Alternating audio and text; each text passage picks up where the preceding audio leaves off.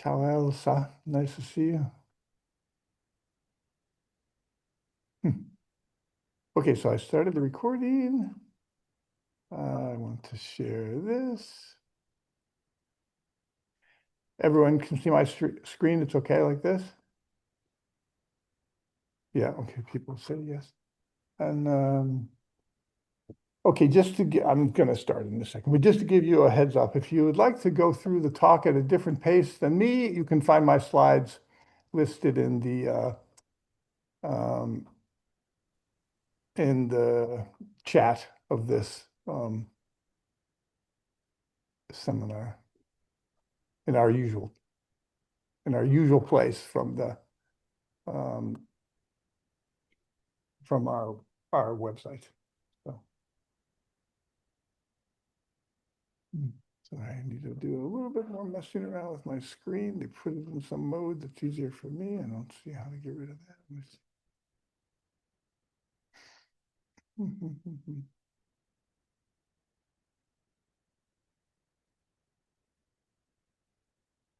Okay.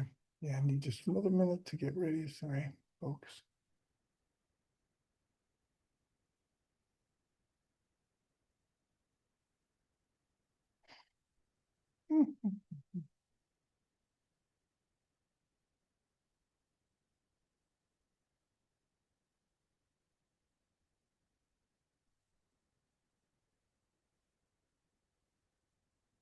Okay, I think I'm ready to start. It's okay for everyone in this mode, right here. You can see my slides. Yes. Okay, I'm happy to be here. I'm Chris Marone. I've been running this seminar series for a while now, and today is going to be the last one that I organize. So I wanted to talk about some things that I've been thinking about for the last few years, along with a bunch of other people, and specifically in connection with the ERC project that brought me to Rome in 2020, Tectonic. And so I feel, very lucky to have been involved in that with a lot of colleagues, and that's kind of the topic. It's not just stuff that we did during Tectonic. It's things that happened during the period of Tectonic in a way.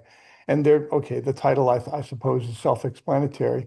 I want to talk about lab earthquakes, and I want to talk about some things that have come together between machine learning and data science that I think are kind of transformational for our understanding of earthquake physics. And I said forecasting, but I'll be more careful about that and talk about precursors that we've been talking about. There's a new project that's starting. It's basically already started, kind of. It's funded by the Italian government. It's called Colosseo, and it's going to have some similar themes to Tectonic. So I put it here. Nothing's been done yet, but it's started. I put this slide here to remind myself and maybe us where this started. In the earliest days of COVID here, we started to have some meetings amongst ourselves in Rome and some other people from Penn State. And then shortly thereafter, we were joined by the FEAR team, Domenico, Stefan, and Massimo Coco, and so that went on for a few years, and then eventually it became known as the Monday Seminar on Earthquake Physics. And I suppose people know, or maybe it doesn't matter. I put this here. The link is in the chat, and you're welcome to have a look there. You can find my slides and move along. I want to acknowledge a bunch of people. I'm not going to read their names. I'm going to give you a chance to read their names while I tell you a few things about my talk. I suppose, yeah, I often do this before other people begin, and I'll do it now. And that is, I encourage you to just unmute and interrupt me if you've got some questions or something, if I'm going too fast or something else. I intend to talk for about 60 minutes, and I hope we can have a discussion after that. That's our normal mode. I specifically want to talk about, so I use the word forecasting, but I specifically want to talk about the precursors to laboratory earthquakes that have been known for a long time. And that I think that some of the things that are happening with machine learning has been transformational in connection with the observations of precursors, specifically the changes in elastic wave properties, elastic properties, and particularly seismic wave speed prior to lab earthquakes. And then also the micro earthquakes that happen within the laboratory fault zone that can be recorded by these essentially laboratory seismometers. This is a 36 component laboratory seismometer. It has a bunch of P-wave sensors in it. And the mode here, I suppose many of you know, but let me just say specifically, this is a double direct shear configuration where there's a couple granite pieces that are in contact with some wear material. And what's happening here is to shoot elastic waves through the fault zone and then watch for subtle changes in the elastic properties. I don't say these changes are necessarily easy to make. I just say they're possible to make if you have the right kind of conditions and you're close in. And one of the things I'll come back to as I talk about connections to the field is that it's still an enigma about why it's possible to see precursors in the lab and why it's so difficult to see them in nature. Okay, so a little bit of an outline of the things I want to talk about. Not that I think you guys need an outline, but sometimes it's useful. I want the background at the beginning is to talk about, what we've learned about the transition from stable to unstable frictional motion. Many of the parts of that had been known for a long time, but putting it together, in particular, having in one kind of laboratory setting, the ability to produce the full spectrum of slip modes has been, I think, transformational, at least in some sense. And I show you here some work that was done by Marco Schiavatti, partially at the end of his PhD, but really as the beginning of his time here in Rome.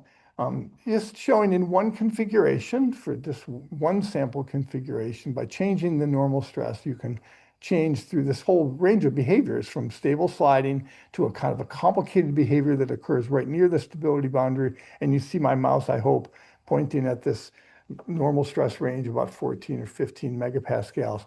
And then as you go to higher and higher normal stress, you just get more and more ordinary style earthquakes. So those are the things I want. I won't talk too much about foundation models for seismic data processing, but only to say that they're kind of the state of the art in terms of, in my opinion, about where things are happening now with machine learning.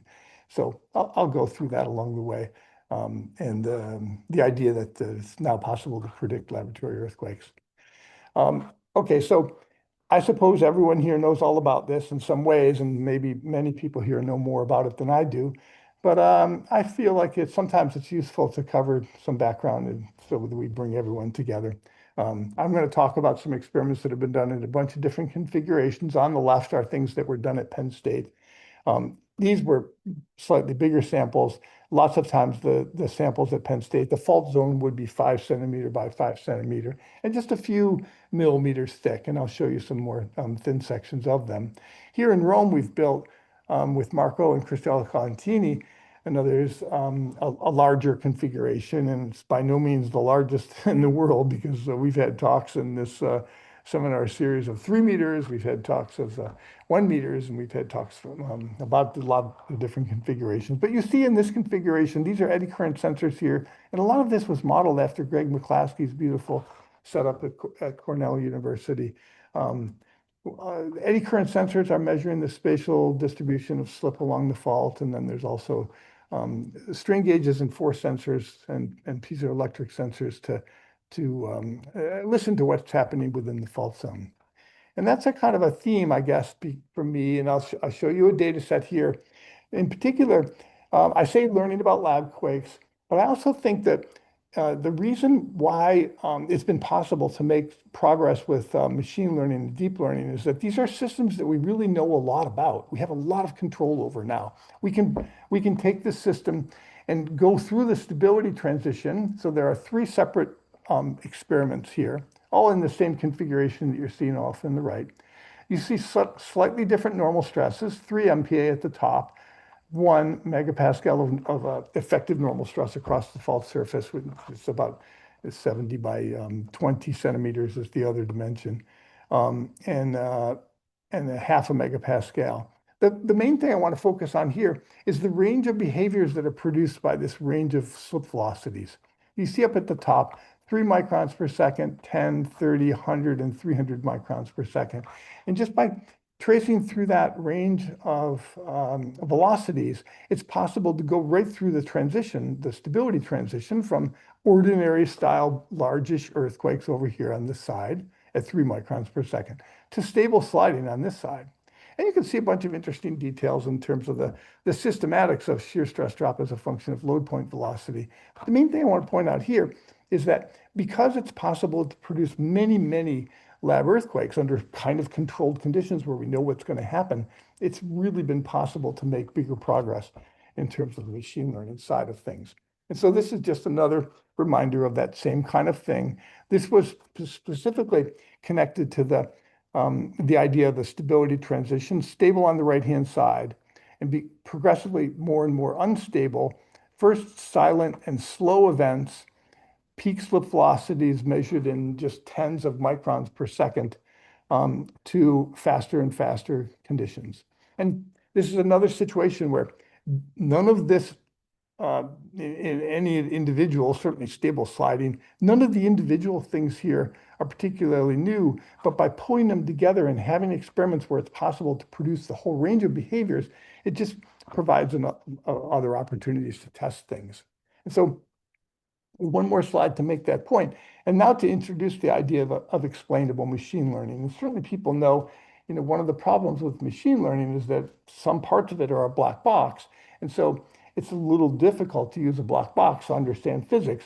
But in this particular case, there's been some situations where we've been able to see inside the black box. And so I want to talk about that as well. And I think these are the words that go along with that. By having lab seismometers, by having conditions that we kind of already know how to produce, by in a particular, in an experiment like this, okay, so this is the macroscopic shear stress on each one of these fault zones as a function of the loading displacement. So this is the shear displacement that's imposed at the boundaries of the fault.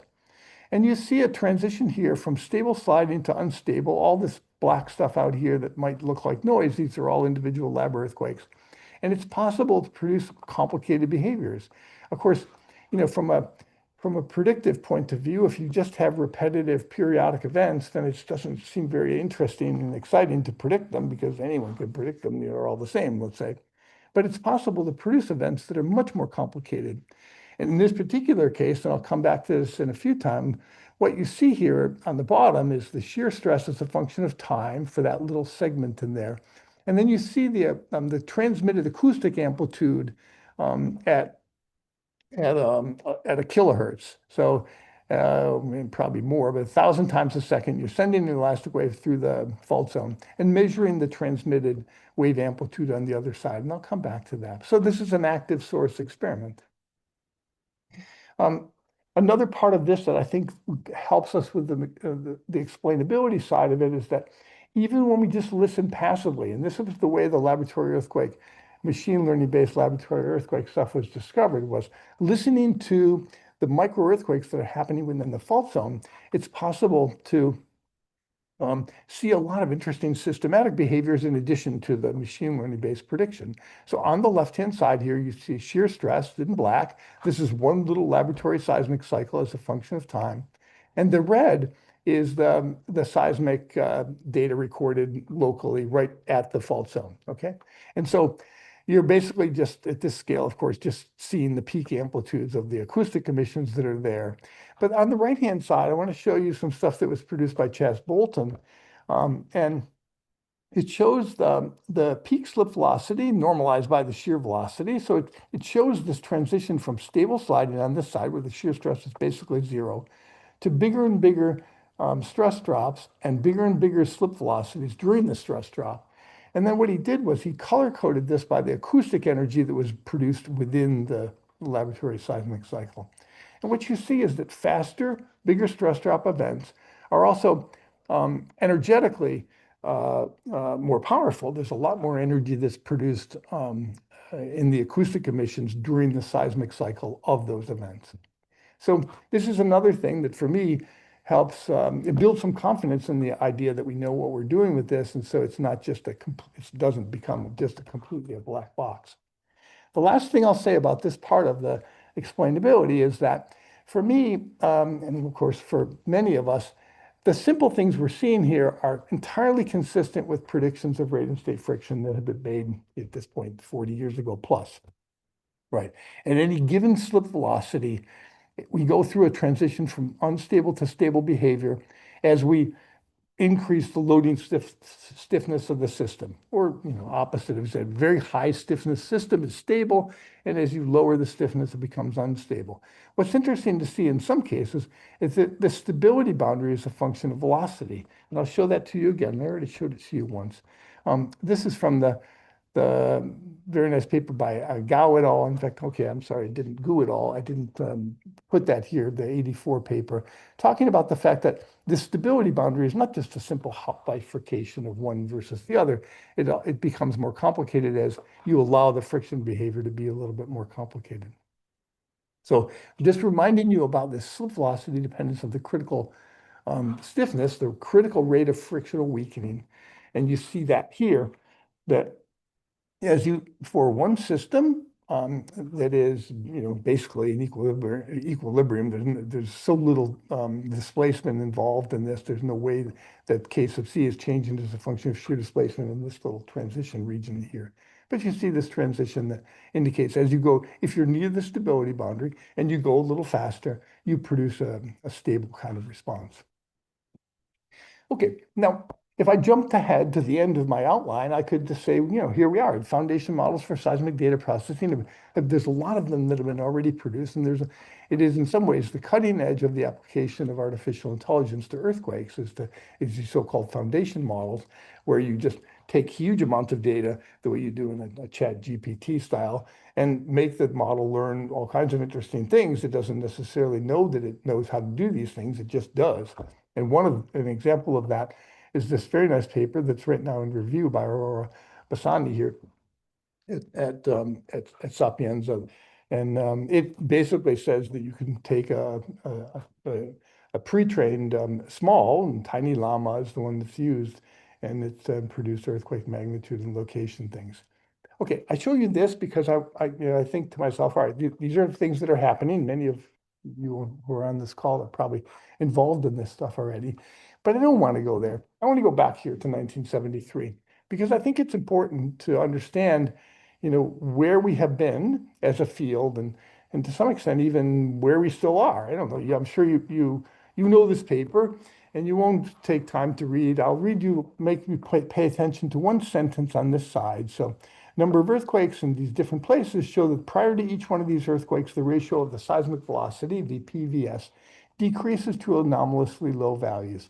Okay, now this was a paper that was published in 1973. It was influential. And some parts of this, let's say, didn't turn out the way everyone thought they might. Although I personally don't know, I think lots of this might still be true. We just didn't prove it in exactly the way we thought we were going to. It's exactly what I've shown you already a couple times. This is load point displacement. These are experimental data where we have the transmitted amplitude and the velocity, the P wave velocity of the laboratory fault zone, right? So this is just a few millimeters in thickness and under geophysical conditions of a few tens of megapascals of stress. And what you see in every case here is that there's a peak and a reduction in the velocity and the transmitted amplitude prior to the lab quake. There's a precursor, right? There's something that's happening. And so this has been known for a long time. And I think even before that, it certainly led to that. We knew about the idea that the seismic B value, this is the Gutenberg-Richter B value. So, just looking at the frequency magnitude distribution of big versus small acoustic emissions, we already knew this. We already knew the B value changes prior to failure. So I think, okay, there was already a pretty good idea about what was going on. There's more and more big events as you get closer and closer to failure, right? And this was shown in some beautiful work that was done in GFC lab. I don't know if I saw Thomas Goebel here, but I know he often is on this seminar, and I did see Georg Days in here. So they showed in their experiments this change in B value systematically as a function of the stress drop prior to earthquakes. And so it's telling you about bigger and smaller events. And it's certainly, this is not just seen in the lab. There's other newer data that was produced by Jacques Riviere at Penn State showing that. And then this is field data from, of course, after the fact from Tohoku.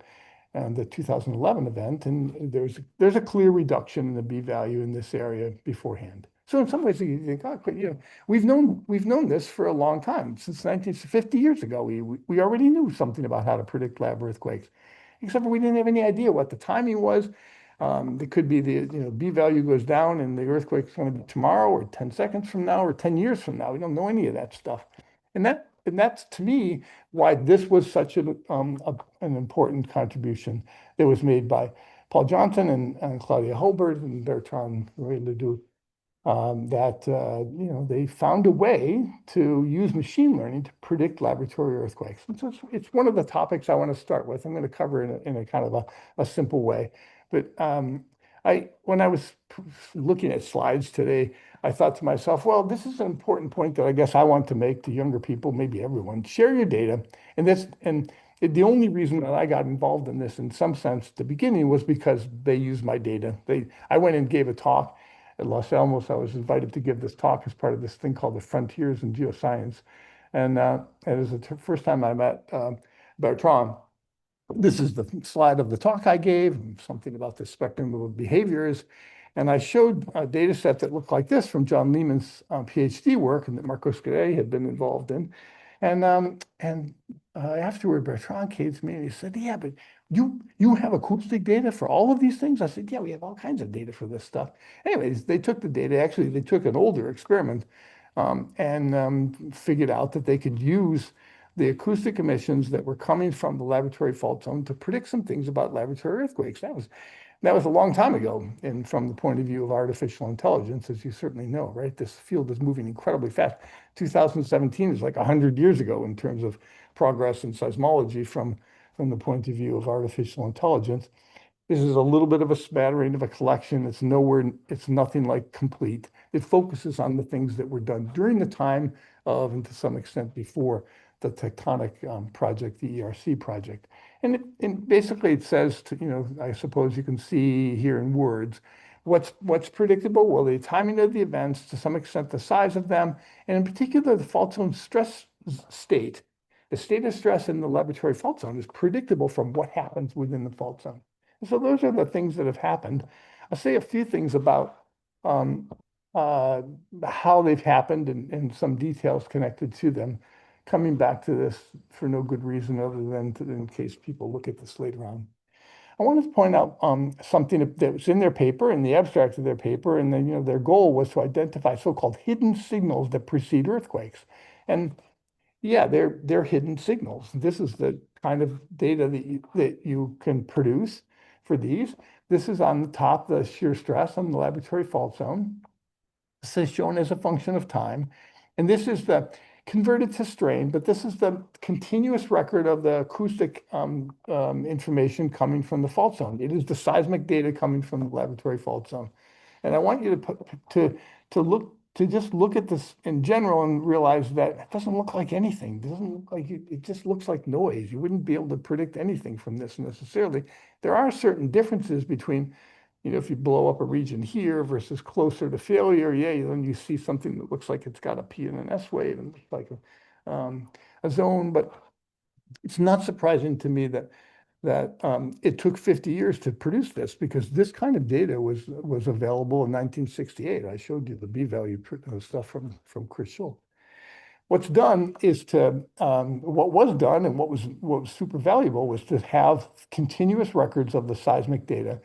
And what's ended up doing, I'll show you a little bit more in detail, but this is the red is the acoustic amplitude during 1.5 seismic cycles here. And then the blue is simply the variance of that amplitude data. And what you see is that, the variance has a very predictive nature to it, right? It goes up during the time, and it starts to go up prior to the beginning of these fairly slow events. And that happens throughout the range. And it's possible to take that data and to use it to predict the shear stress, not just the time of failure. And that, I think, is incredibly important, because wouldn't it be nice in nature if we knew what the shear stress was on a tectonic fault zone? We wish we did. We often don't. It's not just possible to produce the simple laboratory um, laboratory earthquakes, but it's possible to produce these much more complicated looking ones where there's period doubling and changes in behavior over short periods of time. Um, the the models, the machine learning models, even in 2019, were good enough to make that happen. And they're good enough to do this, to allow you to predict not just the time of the start of the failure, right? So start of failure is an idea when the shear stress starts to drop. And you can also predict the end of it. And by predicting the time of it and the end of it, then it means you've predicted the duration, obviously, and also because of the knowledge of the system stiffness, then you've also predicted the magnitude. So, okay, there's nothing new here from 2019, but it leads toward what I want to go. Well, it's a summary, I suppose, in a sense of what's been done, because despite the fact that this is the equivalent of 100 years ago from the point of view of artificial intelligence, it's not 100 years ago from the point of view of a PhD student or point of view of someone who's still trying to build a laboratory capability of making these measurements. So it's useful to have an idea about what's done.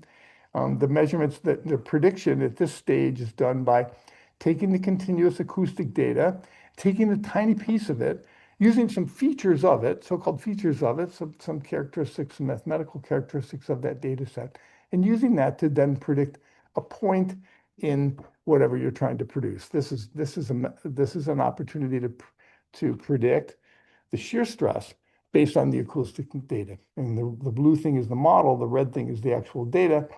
And I like this. It was one of the things that was in the original paper in 2017. This is not at all easy to predict, right? The shear stress just sits there for a while before the failure happens in this particular case. And the physics of why it does that are complicated and interesting, but they're almost irrelevant from the point of view of the machine learning model.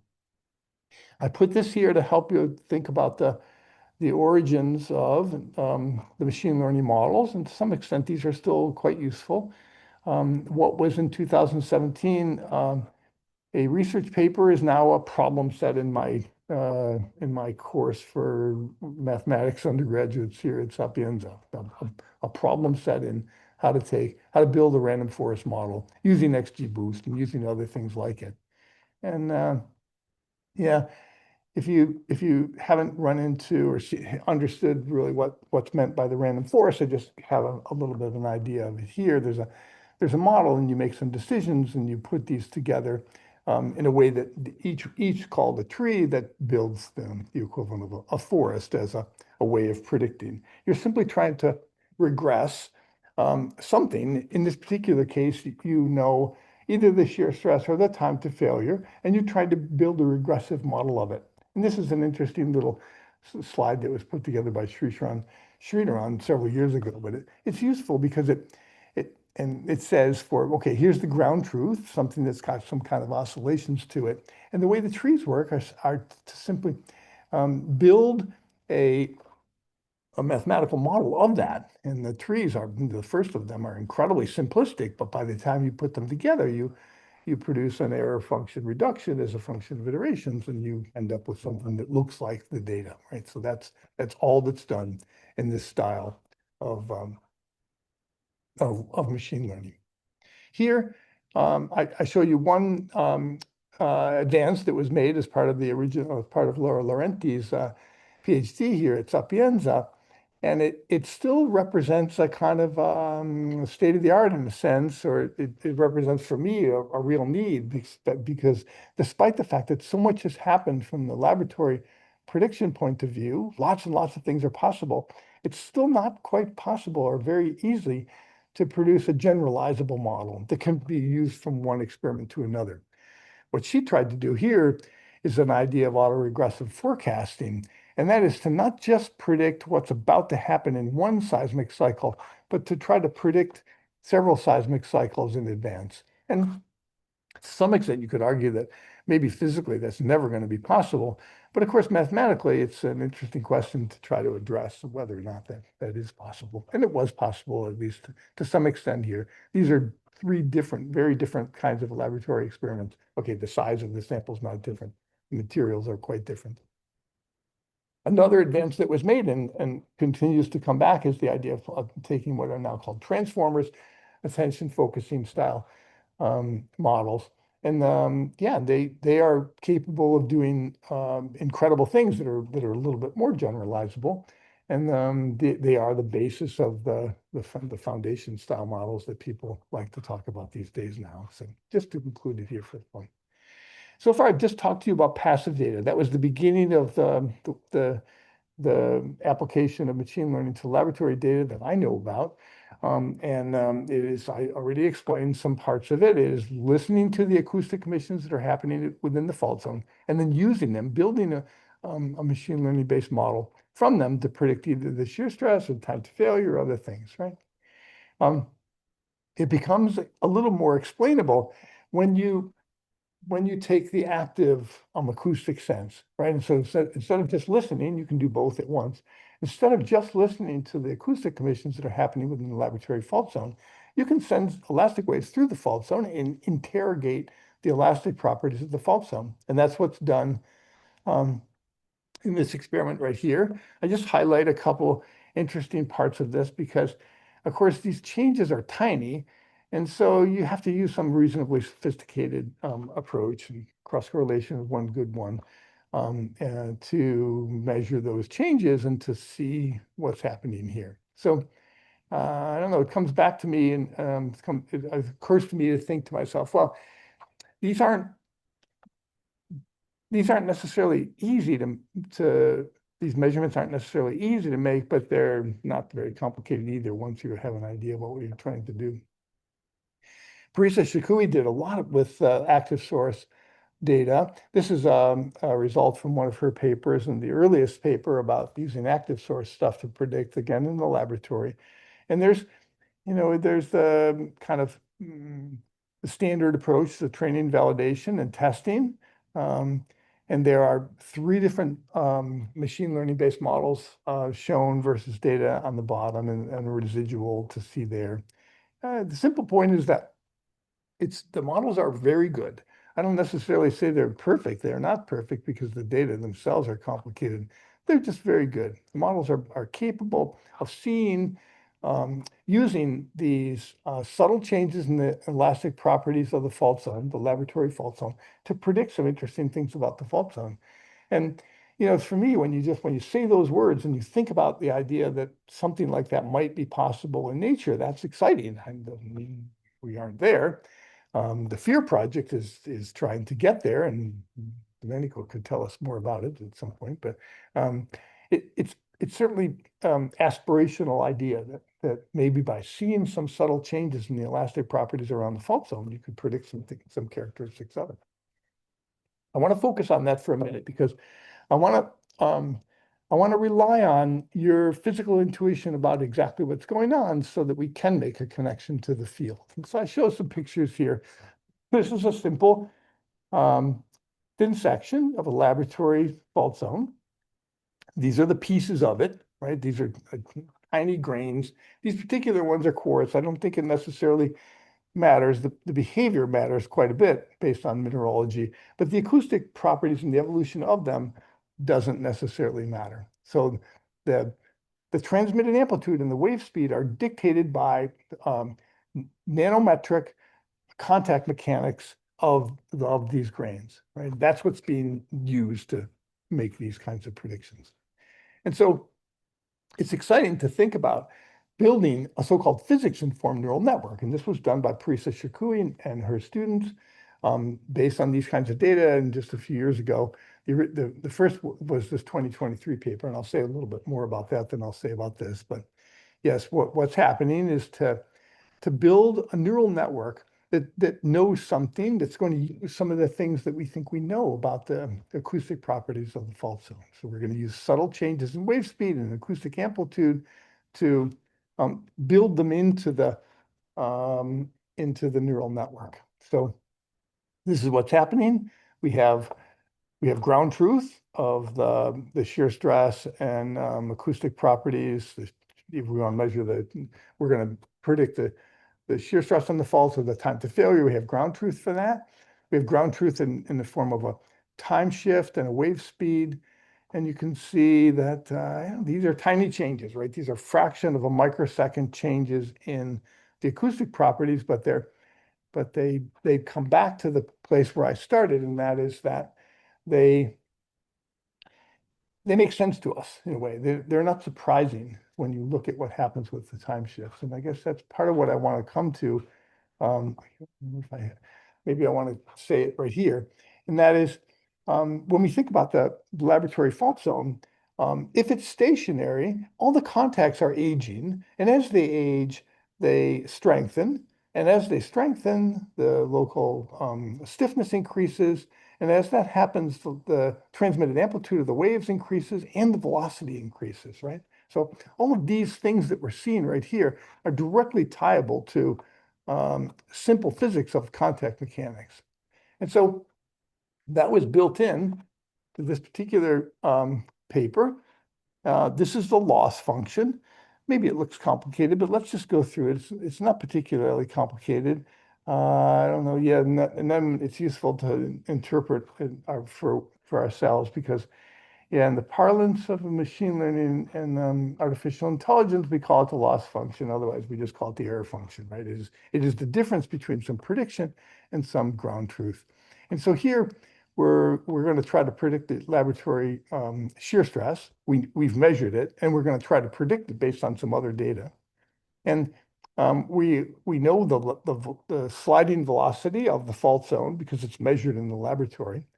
And then here, we are going to use something that is going to turn into the rate and state, the state of rate and state, but in particular, it's going to turn into the transmitted amplitude and the contact mechanics to go along with that. And so the physics constraints are this. We are going to try to learn the local stiffness of the contacts by using the acoustic transmitted velocity, the elastic wave speed, and the transmitted amplitude. And I'll show you more details of that in a second, but just the idea that there's some inputs and outputs. The inputs are the things that we've just been talking about, the P wave speed, the transmitted amplitude. It could be the local the fault slip velocity because it's measured. And here we're trying to predict the fault shear stress. So that's another input. We know what the shear stress is, right? So that it's an input in the sense that it's going to show up in our loss function. It's not input to the model. All right, so I think you see what's important there. Focusing on this again a little bit, maybe try to make it a little bit more clear for this multi-layer perceptron model. The input data are the measurements of the elastic wave speed and the measurements of the transmitted amplitude and how they evolve as a function of the laboratory seismic cycle. And the output is the shear stress and the slip velocity of the fault zone, both of which are measured, right? So we're going to use that as the style of the loss function.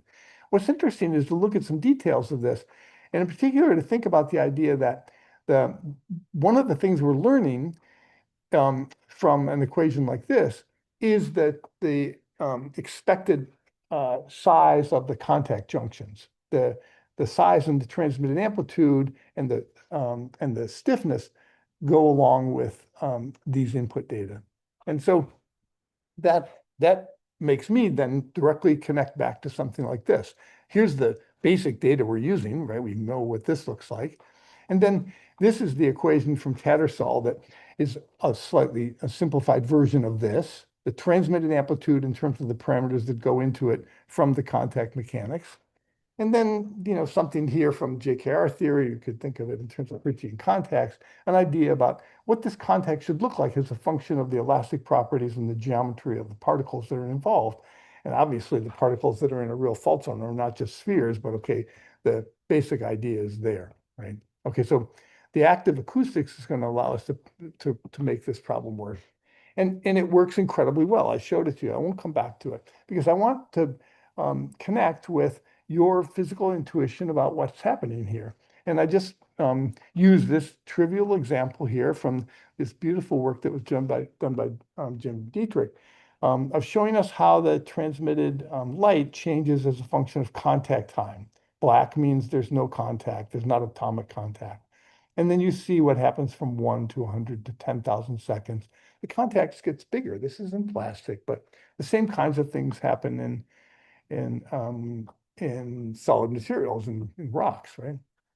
We've known for a long time, this is my particular data, we've known for a long time that how the frictional healing increases, how friction, the peak strength increases the function of hold time. It tends to go like log time over some period of time. And it goes along with this, right? So it is basically exactly what we're looking at in this machine learning problem, right? When we look at this, it's very easy, I think, to understand what's happening here. Right after a laboratory earthquake, all of the contacts that are involved in the fault zone have been rejuvenated, and therefore their velocity and their amplitude decrease by some significant amount, easily measurable. Then while the fault is kind of sitting here before the stress builds back up to the point where it starts to creep appreciably, then the velocity and the amplitude first go up and eventually peak and start to go down in a precursory fashion. So for me, when I look at this, I think, the physics of this are incredibly simple, and we've just shown how we can use them in a machine learning based model, right? That goes along with this, right? These are, in a sense, explainable machine learning style ideas because the terms that are in this loss function are not surprising to us. These are not black box terms. I don't guarantee that we know everything about all of them, but in this particular case, because we have been able to make measurements of the evolution of the seismic velocity, the wave speed, and the transmitted amplitude, it means that we know a lot about the whole system. Okay. Now I can think to myself, well, okay, so how would we apply any of this in nature? And it was one of the things we struggled with, and of course we're still struggling with, but it was one of the topics that was the TECTONIC as an ERC project was supposed to do something about. And there was some progress in an interesting way. And this particular paper was part of Laura Laurenti's PhD, and I'll say just a few things about it, as well as some things that have happened since then. In the lab, yeah, we have all kinds of information. We think we know what's going on. The system's simple, right next to it from the point of view. And then you look at this, when I look at this, and I think, wow, this is incredibly complicated. How do we have any idea that some of the things might still happen there, but what would we measure? Are we averaging over, even if we're very close to the fault zone, are we averaging over so many different things that we're never going to see anything? And okay, that's an interesting challenge that, okay, lots of people are addressing in different ways. Certainly the FEAR project is addressing in the sense of producing slip under a controlled case with local measurements. In this particular case, the idea was hoping that maybe in nature, there's also something similar to this, is that leading up to a main shock, there's some opening of microcracks, development of microcracks, changing of scattering in the seismic waves. Then there's a main shock. Let's say there's some disturbance associated with that. And then in the aftershock period and time after the main shock, there's some healing that goes on.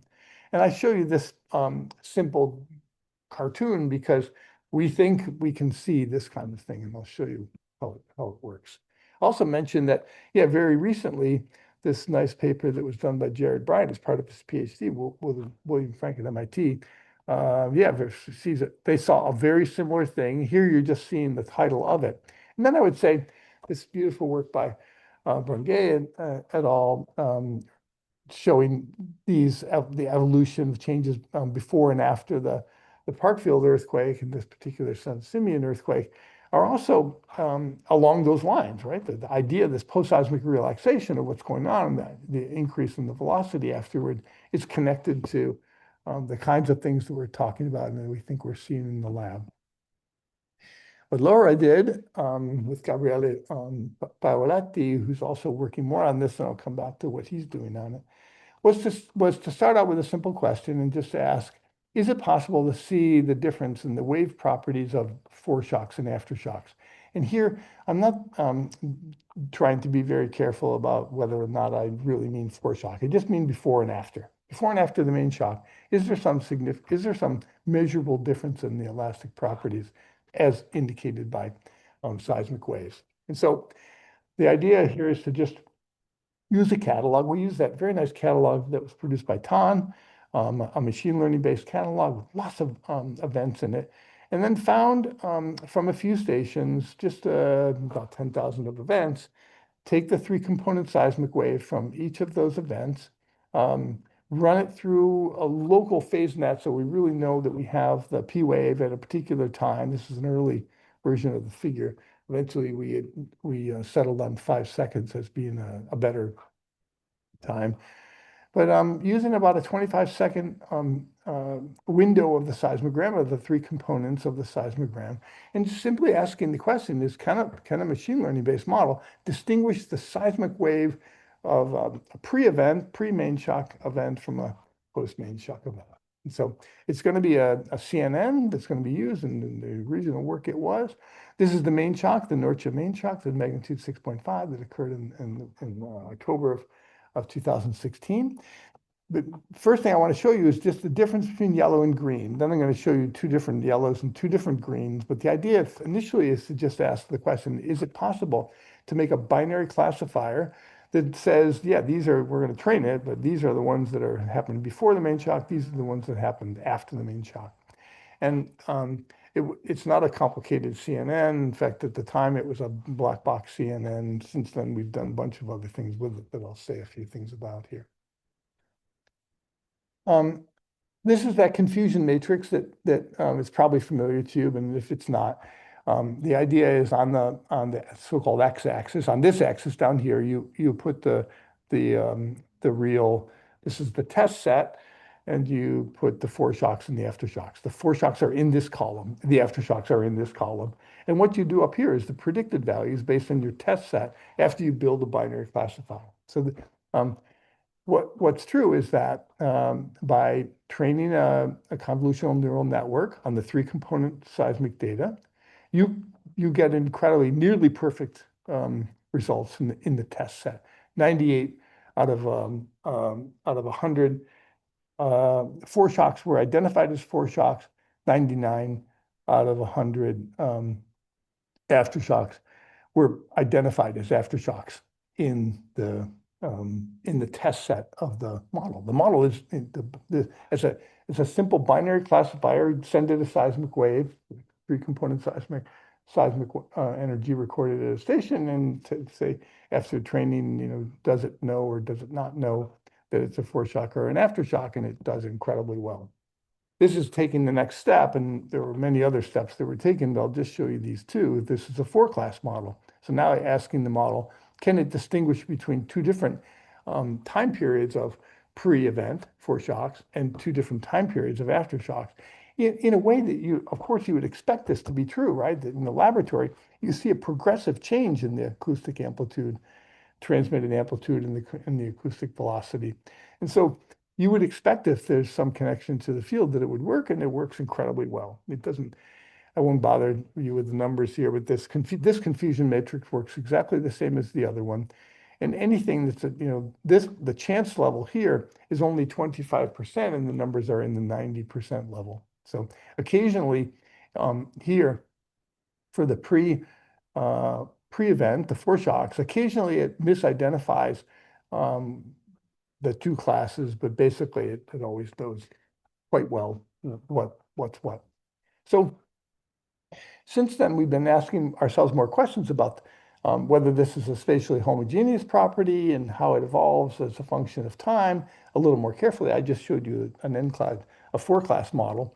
And what Gabriele Paoletti has been doing is to look more carefully at the pre-event time period. So this is the time in September and October of 2016 before the Norcia main shock. The Norcia main shock happens here. But there was a Viso earthquake that happened before the Norcia main shock. And so what we did was only use data before it. We didn't want to be confused about what happened with Viso. Actually, this is quite easy for the model to predict, but looked carefully at this 6 sets of time periods before and after a particular date. Is the model capable of distinguishing between those? And what you see is very interesting. This is the performance of those models, and I'll show you a little bit more about the stations. These are different stations in that region. Norcia, this NRC station, is basically right next to the epicenter of the event. And what you see is that, first of all, the basic performance is incredibly good. And as you get closer and closer to the main shock, the Norcia performance goes up dramatically. goes up by a lot. And so it improves as the time to the main shock decreases. So then, in other words, the model is starting to know the time to failure. And in fact, I'm going to show you in a minute, it also knows the time since failure, because the model is capable of distinguishing the time since the main shock as well. And what's useful when you look at this data is to look at a cross section. This is the hypocenter for the Norcia main shock. This is the Norcia station. And what's true, and I don't have time to go through all the details of it, is that the performance is not spatially homogeneous. The performance is suggestive that what the performance is even better when the elastic waves go through an area near the fault zone. Not necessarily, it is the closest to the hypocenter, but it goes through the fault zone as a whole.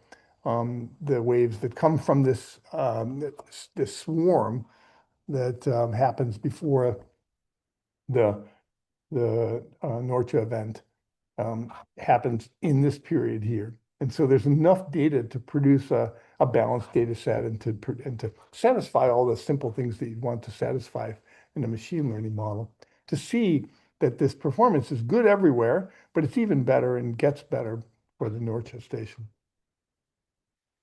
I put this in here. It's a little bit complicated, but not particularly, let's say, because you could ask yourself the question of, well, what if all we're looking at is just a surface effect right around the station? Because the station maybe got shaken severely during the main shock, and everything we're looking at, especially afterward, is a function of that, a shaking of one particular station.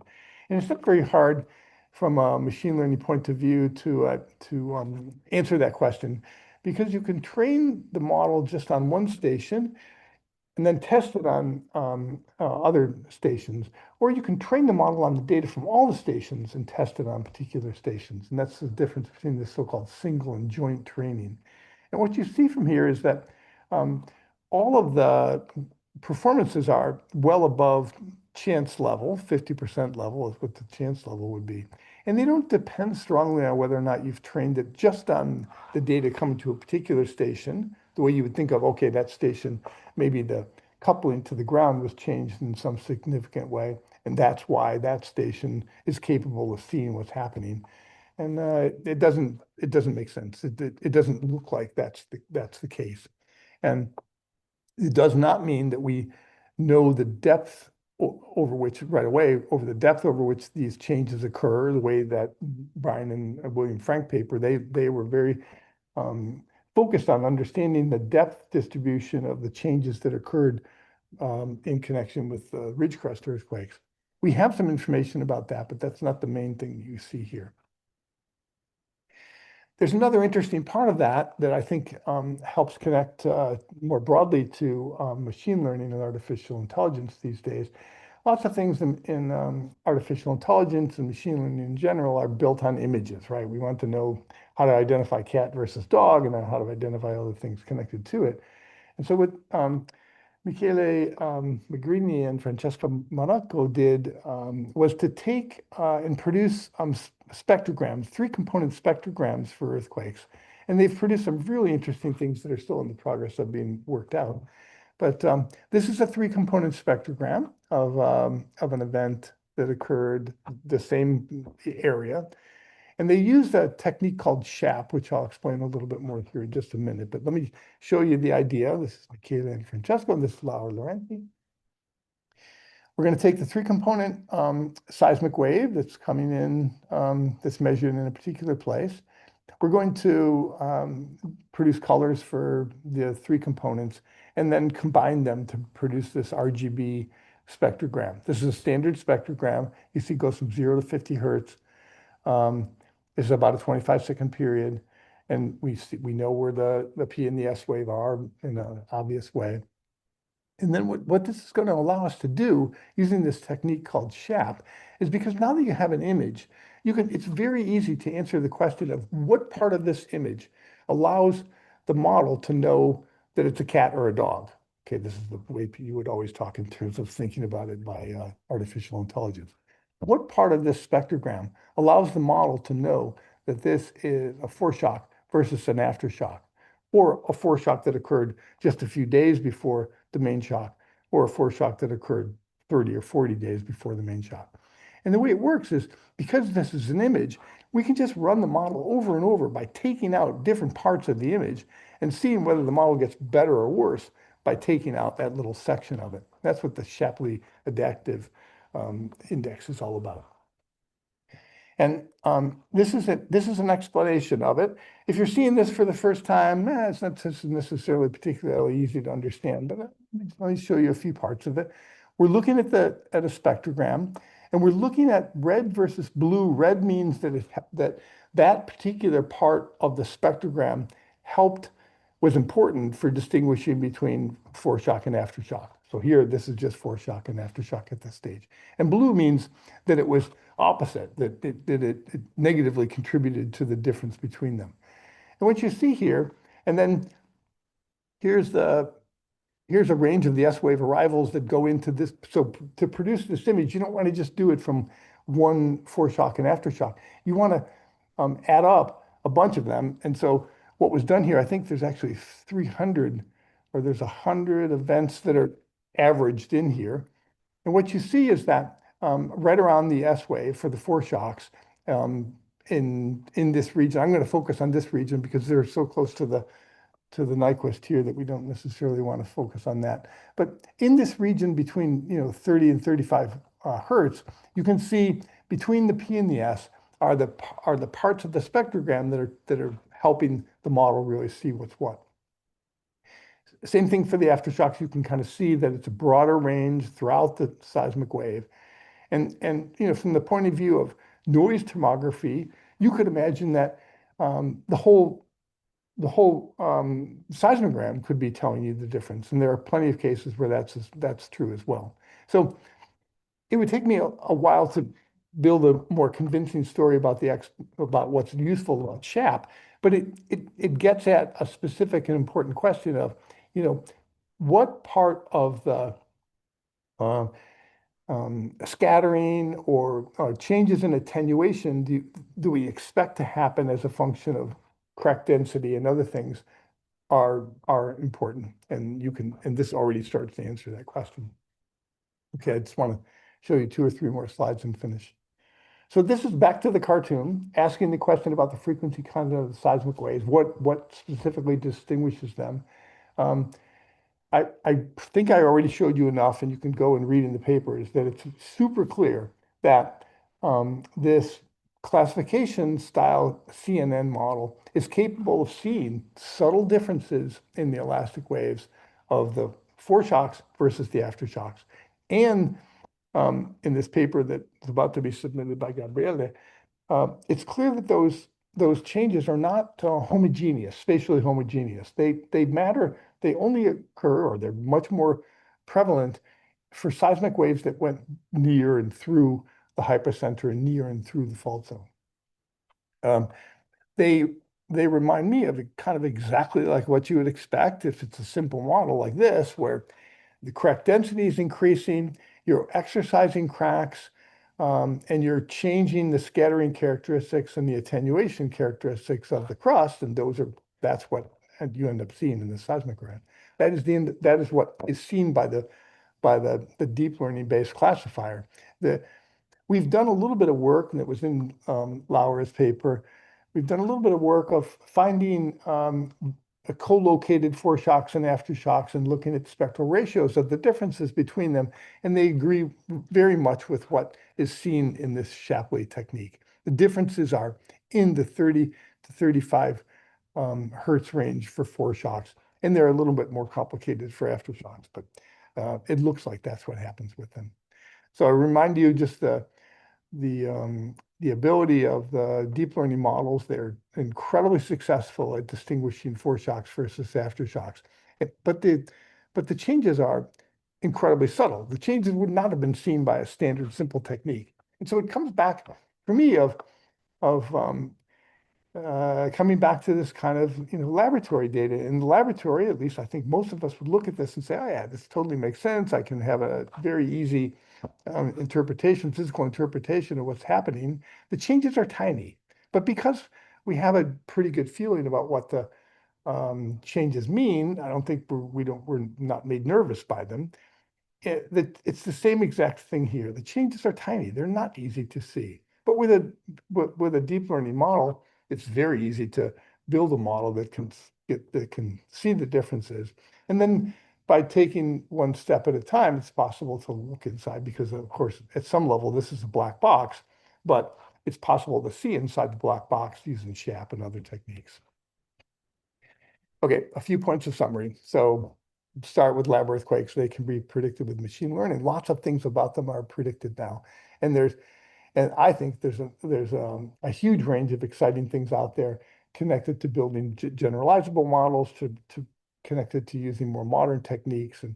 So I'm really excited about even just the lab side of this. And of course, the other side of it that's important is to take that lab-based understanding and try to see to what extent it can be applied in nature. And I'm excited about the idea that seeing changes in the acoustic attenuation are one side of that. And I know there are a bunch of people who are working on forward models of that now. And that's we heard a few weeks ago, we heard in the Monday seminar series about that kind of thing that's happening with various groups. Okay, I think I said everything I want to say. I'm going to end up here, and thank you very much for your attention. I'll be happy to answer questions. Yay, hi, Elsa. Please unmute if you'd like, whatever you'd like. Let me see if I can get myself back into a mode here. Okay, continue to share, and I'll be happy to go wherever we are. I don't hear people. Maybe no one's saying anything. Chris, Hi. yeah, I don't have something to ask you, but I just want to thank you for what you have done in these 6 years. We started with during COVID time. We had 20, 25 peoples, but those meeting on Monday afternoon were really important because they made feel as a community or a group of people that wanted to stay together, share science, and so it was really good. And from that time, this meeting on Monday afternoon became one of the important part of the scientific week, and so thanks for everything, Chris. Thanks. You're welcome, and thank you because everything that's happened here has happened because of a group of people, a great group of people. So yeah, I don't know. I feel lucky to have been involved in